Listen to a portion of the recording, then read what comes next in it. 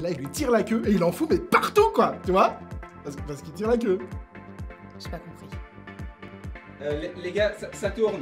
Ah, salut les Scrappy, c'est Thierry, bienvenue sur le mag. Salut, c'est Pauline. C'est pas compliqué, il lui tire la queue.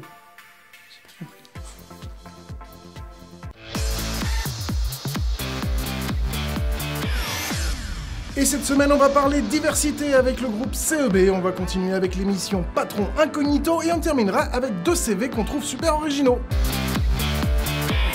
Un bon nombre d'études expliquent que les entreprises qui favorisent la diversité sont plus performantes que les autres. CEB l'a bien compris et a d'ailleurs organisé des groupes de discussion avec ses employés pour voir comment ils pouvaient travailler là-dessus. C'est comme ça qu'en 2014, Women at CEB a été formé. Peu de temps après, sont venus s'ajouter CEB Pride et en fin 2015, CEB Mosaïque, qui soutient les personnes de toute identité raciale et culturelle. Ces 4 groupes reçoivent des budgets pour créer des programmes et des événements. Et les membres de chaque groupe apparaissent lors d'événements de recrutement et participent à des services communautaires. Les dirigeants de chaque groupe se réunissent également chaque trimestre pour trouver de nouvelles idées, de nouveaux événements et collaborent ensemble sur les meilleures pratiques. Women at CEB est le plus grand groupe de l'entreprise et compte près de 1000 membres. Alors des femmes bien sûr, mais aussi des hommes. Le groupe a même transformé la journée de la femme en une semaine complète dans toute l'entreprise. Du coup, ils ont organisé des conférences, des visites de musées, mais aussi des courses à pied. De leur côté, le CEB Pride a par exemple convié les employés à porter du mauve et ce dans le cadre de la journée Esprit. Une initiative GLAD pour sensibiliser les gens à l'intimidation des jeunes LGBT. Bref, tout ça se révèle être une stratégie efficace pour la construction d'une entreprise plus diversifiée et plus inclusive. Le tout en engageant les employés actuels dans ces questions vitales. En tout cas, nous on adore et on conseillerait bien quelques entreprises à quand même passer au nouveau millénaire. Il est temps, on n'est plus au Moyen-Âge.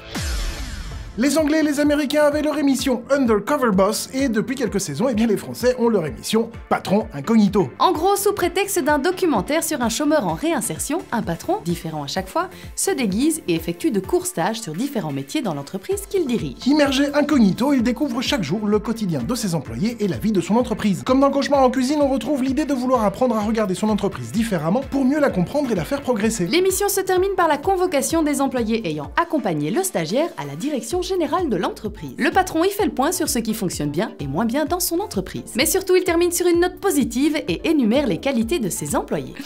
Et des fois, tu pleures quoi. Le PDG d'une entreprise de literie se fait passer pour un débutant afin d'observer ses propres employés. Gérard. Ah Gérard, d'accord. Je pensais pas voir quelqu'un comme ça. On aurait cru un petit chien battu. Alors, quelle impression une fois sur le terrain? Hop, c'est là, après tu fais basculer. Pour le verdict, il va falloir tomber les masques. Je suis Eric Romden, président directeur général de la société. Et au niveau RH, nous direz-vous? Eh bien, outre la pub que la société peut se faire grâce à l'émission, on la voit surtout comme un endroit où le patron se soucie de ses employés et de leur qualité de vie, tout ça. Et ça, c'est un bon début pour une bonne marque employeur. Patron Incognito permet donc d'attirer à la fois de nouveaux clients, mais surtout de potentiels nouveaux employés. Bon, évidemment, comme il s'agit d'un show télévisé, il y a à boire et à manger, et puis surtout, une fois que les caméras sont parties, on sait pas trop si ça continue. On a retrouvé une compile de CV originaux sur Créapils. J'ai failli dire Carapils. En tout cas, on vous en a sélectionné 2 qu'on a trouvé particulièrement catchy. Le premier est l'idée un petit peu folle, même beaucoup, d'un étudiant, Daniel Lloyd, qui a décidé d'envoyer des testicules de chien au recruteur. Des couilles de chien.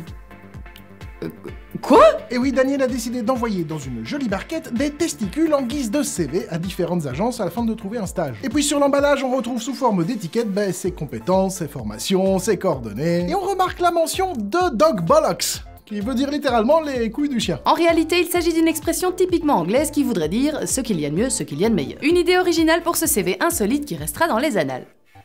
Après, pas sûr que ça plaise à tout le monde, c'est quand même vachement couillu. Couillu. Le second CV va nous replonger dans notre tendre enfance, lorsque nous jouions à Dr Maboul. Docteur Maboul. Damien Fazzolari et Julien Donnet recherchaient un stage et ont décidé de détourner le jeu de Dr Maboul pour en faire leur CV qui s'appelle Dissèque ton stagiaire. Pour rappel, le jeu consiste à retirer des organes avec une pince et sans toucher les bords. En gros, le principe de Dissèque ton stagiaire est le même. Le recruteur doit retirer les différents organes pour compléter le CV. Une super idée qui, on en est vraiment sûr, leur permettra très vite de décrocher un stage dans une super agence. Si c'est pas déjà fait en fait. Voilà, c'est tout pour cette semaine, on se retrouve la semaine prochaine, même heure, même endroit. Et sur les réseaux sociaux, comme d'habitude. Bon, tu vois, quand il lui tire la queue, il en fout partout. Parce qu'il tire la queue. Elle est nulle ta blague, c'est pas grave, ça arrive. Elle est nulle ta blague. À la semaine prochaine.